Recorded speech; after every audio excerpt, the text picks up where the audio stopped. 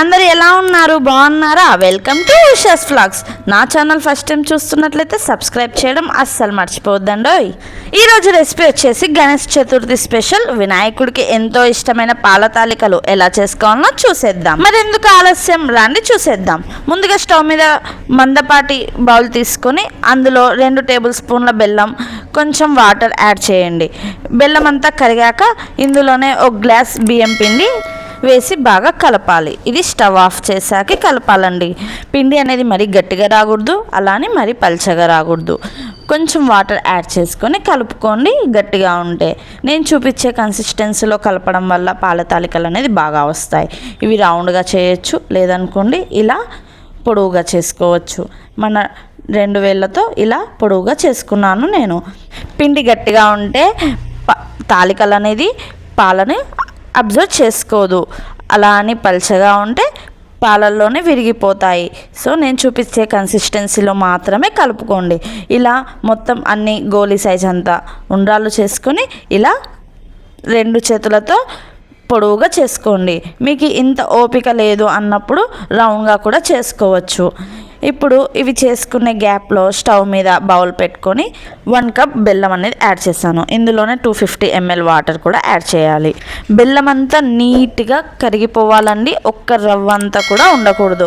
అంత బాగా కరిగించుకొని పక్కన పెట్టుకొని చల్లార్చుకోవాలి. ముందే చెప్తున్నానండి, బెల్లం పాకం అనేది బాగా చల్లార్చుకోవాలి.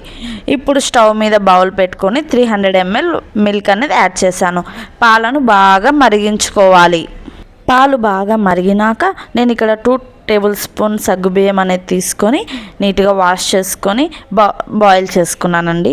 ఈ పాలు మరిగినాక సగ్గుబియ్యం అనేది ఇందులో వేసి కలుపుకోవచ్చు. మీకు కావాలి అంటే సగ్గుబియ్యం అనేది 2 hours నానబెట్టైనా వేసుకోవచ్చండి. ఇదిగోండి నేను చూపించే విధంగా ఇలా చేస్తే ప్రాసెస్ అనేది త్వరగా అవుతుంది. పాల తాలికలు అనేది చాలా క్విక్గా రెడీ అయిపోతాయి. మనం సపరేట్గా ఇలా ఉడకబెట్టుకుంటే, లేదు అంటే నానబెట్టుకొనైనా వేసుకోవచ్చు. ఇప్పుడు ఇందులోనే నేను తాలికలు అనేది వేశాను. ఇలా తాలికలు వేసిన వెంటనే కలపకూడదండి. 5 నిమిషాలు ఉన్నాక కలపాలి, లేదనుకో తాలికలు అనేది విరిగిపోతాయి. ఇదిగోండి ఇలా మూత పెట్టేసి 5 minutes వరకు కలపకుండా ఉంచుకోవాలి. 5 minutes తర్వాత ఇలా పొంగు రాగానే స్పూన్తో అన్నిటినీ కలుపుకోవాలి. చూడండి ఇలా తాలికలు అనేది బాగా ఉడికిపోయాయి. నేను ఇందాక కొంచెం పిండిని ఎక్స్ట్రా తీసుకున్నానండి. ఇందులో కొంచెం వాటర్ యాడ్ చేసి ఉండలు లేకుండా కలుపుకున్నాను. అదే వాటర్ని ఇందులో యాడ్ చేశాను. ఇలా యాడ్ చేయడం వల్ల పిండి అనేది చాలా గట్టిగా వస్తుంది. మనం తాలికలు చేసేటప్పుడే కొంచెం పిండిని అనేది పక్కకు తీసి పెట్టుకోవాలి. ఇప్పుడు ఇందులోనే ఇలాచీ పౌడర్ అనేది యాడ్ చేశాను. కొంచెం కుంకుమ పువ్వు కూడా వేసి కలుపుకోండి. ఆప్షన్ అండి కుంకుమ పువ్వు అనేది. తాలికలు అనేది మీకు ఉడికినట్లు అనిపించలేదు అన్న వారికి చెప్తున్నానండి. స్టవ్ ఆఫ్ చేశాక తాలికలను చల్లబడ్డాక మీకే అర్థమవుతాయండి. అవి బాగా ఉడికిపోతాయి. ఇప్పుడు ఇందులో బెల్లం పాకం అనేది వేసేసుకోవాలి. ఏదో ఒకటి చల్లార్చుకోవాలండి. పాకమైనా చల్లార్చుకోవాలి, లేదా పాలైనా చల్లార్చుకోవాలి. వేసి ఇలా బాగా కలుపుకోవాలి. ఇప్పుడు స్టవ్ మీద చిన్న ప్యాన్ పెట్టుకొని ఇందులో 2 టేబుల్ స్పూన్ గీ యాడ్ చేశానండి. కొంచెం డ్రై ఫ్రూట్స్ అనేది యాడ్ చేసి పచ్చి కొబ్బరి ముక్కలు యాడ్ చేశాను. మీకు కావాలంటే ఎండు కొబ్బరి అయినా యాడ్ చేసుకోవచ్చు.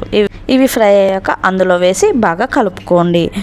అంతే అండి, చాలా సింపుల్గా పాల తాలికలు అనేది రెడీ అయిపోయాయి. మన గణేష్ చతుర్థికి స్పెషల్ అయిన పాల తాలికలు. వినాయకుడికి ఇవి సమర్పించి మంచి బుద్ధిని ప్రసాదించమని వేడుకుందాం. ఈ రెసిపీ మీకు నచ్చినట్లయితే మీ ఫ్రెండ్స్కి షేర్ చేయండి, లైక్ చేయండి, సబ్స్క్రైబ్ చేయడం అసలు మర్చిపోవద్దండి. Thank you for watching. Bye bye friends.